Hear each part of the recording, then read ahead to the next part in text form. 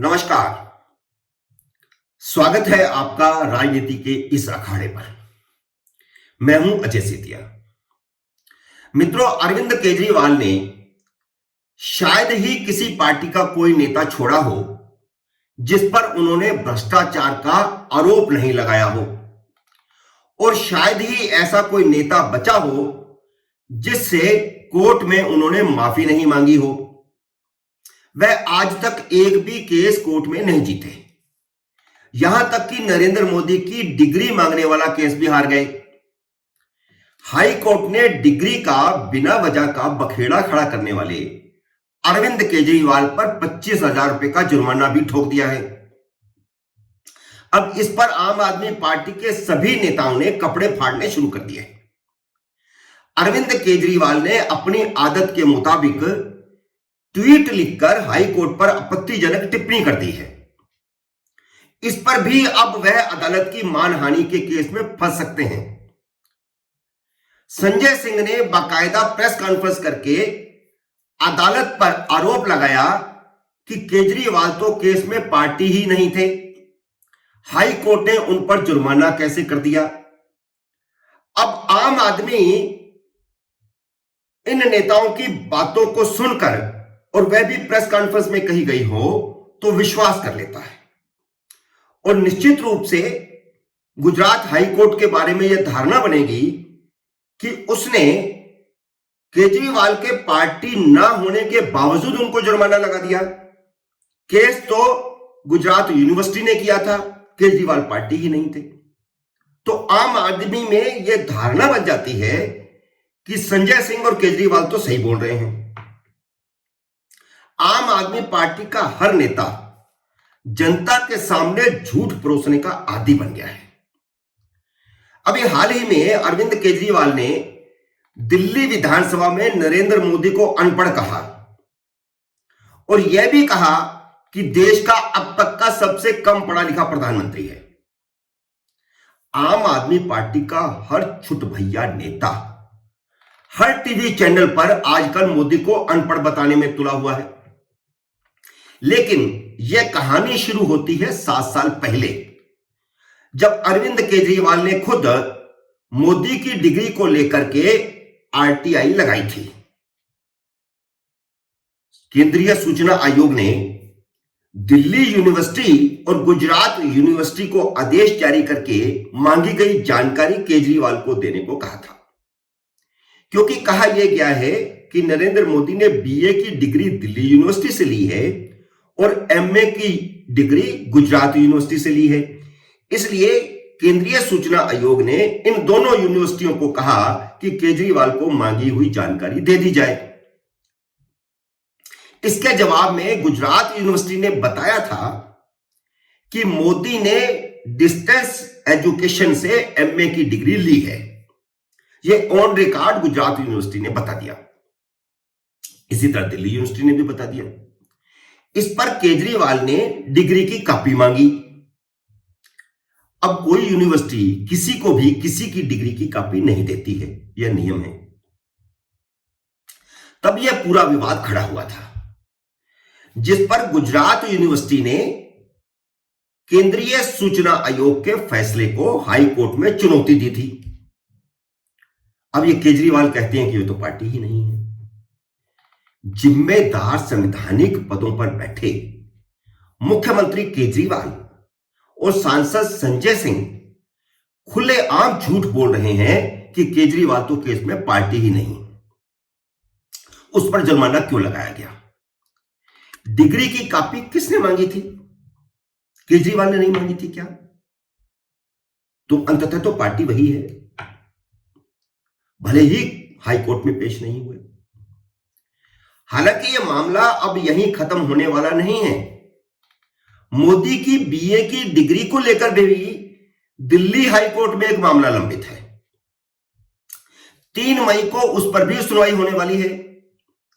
अगर Delhi high court ने भी केजरीवाल पर जुर्माना लगा दिया तो आम आदमी पार्टी के सारे नेता गलियों, बाजारों, विधानसभा में भी कपड़े फाड़ते दिखाई देंगे। अरविंद केजरीवाल ने नरेंद्र मोदी की डिग्री को लेकर अब विधानसभा तक का दुरुपयोग करना शुरू कर दिया है, जबकि सांसद और विधायक बनने के लिए न्यूनतम शिक्षा का भी कोई प्रावधान कानून में नहीं है। सांसद, विधायक और प्रधानमंत्री, मुख्यमंत्री का चुनाव जनता करती है।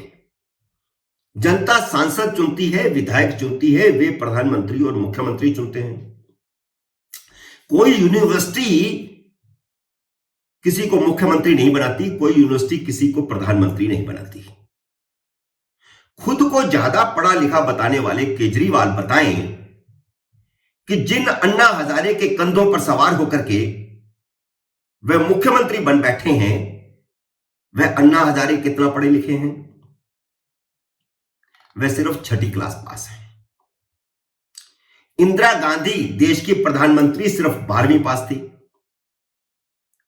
जबकि गुजरात यूनिवर्सिटी ने बता दिया है कि नरेंद्र मोदी पोस्ट ग्रेजुएट हैं। वैसे पढ़ाई का सार्वजनिक जीवन से कोई मतलब नहीं। सार्वजनिक जीवन में आकर के कोई भी समाज की सेवा कर सकता है, और इसी के लिए संविधान के अंदर कोई प्रावधान नहीं रखा गया डिग्री का। और जैसी उनकी आदत बन गई है, कल को वह भगवान राम की डिग्री पूछने लगेंगे।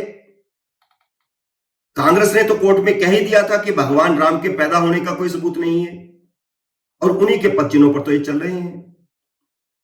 हिंदू वोट बैंक के लिए जैसे राहुल गांधी खुद को शिव भक्त बताते हैं, वैसे ही केजरीवाल खुद को हनुमान भक्त बताते हैं। किसी दिन वे हनुमान से भी उनकी डिग्री पूछ लेंगे। केजरीवाल को एक ही दिन में 2-2 झटके लगे। खुद उन पर गुजरात हाईकोर्ट ने जुर्माना ठोक दिया, और जिस मनीष सिसोदिया को वह पाक साफ बता रहे थे, उसे भी सीबीआई कोर्ट ने जमानत देने से इनकार कर दिया। सिसोदिया यह नहीं बता पा रहे कि 1 साल में उन्होंने 10 फोन क्यों बदले, और वे 10 फोन है कहां? क्या वो तोड़ दिए? ये कहते हैं कि तोड़ दिए। अब तोड़ता कौन है फोन को? पुराना फोन तो रखा रहता है अलमारी में। लेकिन सिसोदिया महोदय कहते हैं कि वे तोड़ दिए। सिसोदिया भी सत्येंद्र जैन की तरह लंबा नपने वाले हैं। सत्येंद्र जैन 10 महीने से जेल में पड़े हैं, और अरविंद केजरीवाल ने उस वक्त यह कहा था कि मैंने सत्येंद्र जैन के सारे कागज देख लिए हैं, उन पर कोई केस ही नहीं बनता। लेकिन कोर्टें उनको जमानत ही नहीं दे रही। अरविंद केजरीवाल बहुत चालाक हैं।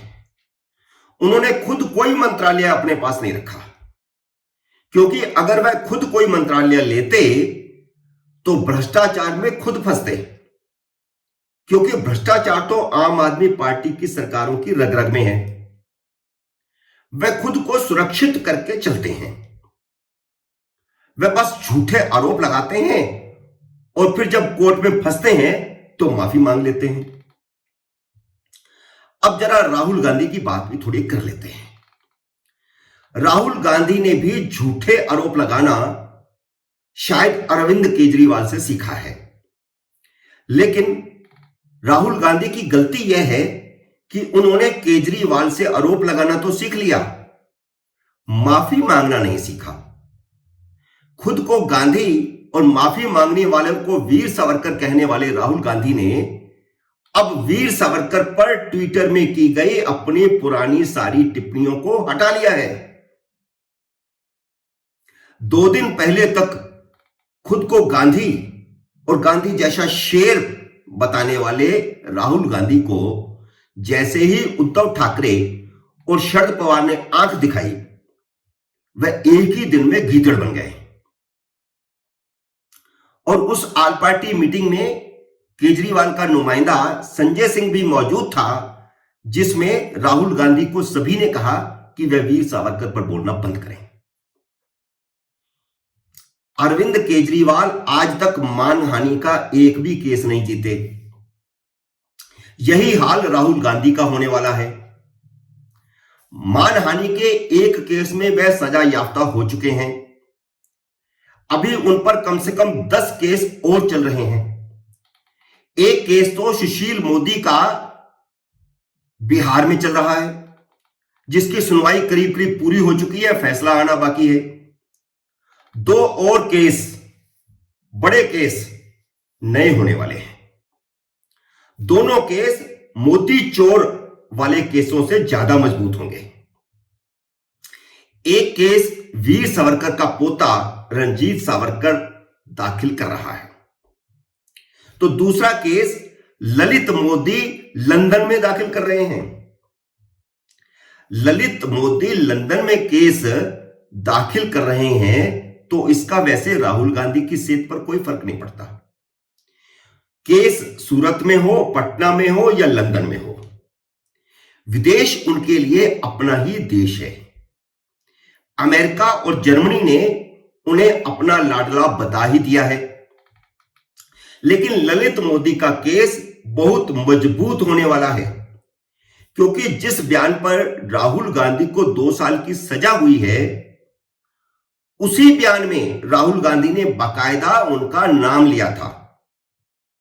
ललित मोदी की धमकी भी बहुत बड़ी है। उन्होंने कहा है कि वह खुलासा करेंगे कि राहुल गांधी और सोनिया गांधी ने देश से बाहर कहां कहां संपत्ति बना रखी है। राहुल गांधी को ईमानदार बताने वाले कहते हैं कि उनका दिल्ली में एक भी फ्लैट नहीं है, जबकि अगर उनकी लोकसभा सदस्यता बहाल नहीं हुई और उन्हें सरकारी कोठी छोड़नी पड़ी, तो उनके पास मेहरौली में एक बहुत बड़ा फार्म हाउस है। अपनी प्राइवेट लाइफ को बरकरार रखने के लिए वह सोनिया गांधी के साथ जाकर रहने की बजाय उस फार्म हाउस में रहने की तैयारी कर रहे हैं। राहुल गांधी और केजरीवाल को एक बात समझ लेनी चाहिए कि जब तक देश की जनता मोदी के साथ है, तब तक न तो अमेरिका उनका कुछ बिगाड़ सकता है, न जर्मनी, न कांग्रेस को फंडिंग करने वाला जॉर्ज सोरोस, न केजरीवाल को फंडिंग करने वाली फोर्ड फाउंडेशन उनका कुछ बिगाड़ सकती है। मित्रों, उम्मीद है मेरा यह विश्लेषण आपको पसंद आया होगा। इसे लाइक करिए, शेयर कीजिए और मेरे इस नए YouTube चैनल को सब्सक्राइब कीजिए। आपका आशीर्वाद मिलेगा, ऐसी पूरी उम्मीद है। कृपया जल्द सब्सक्राइब कीजिए और घंटी का बटन भी दबाइए, ताकि जैसे ही मेरा नया वीडियो आए आपको सूचना आए। मेरे नए वीडियो का करिए इंतजार। तब तक नमस्कार।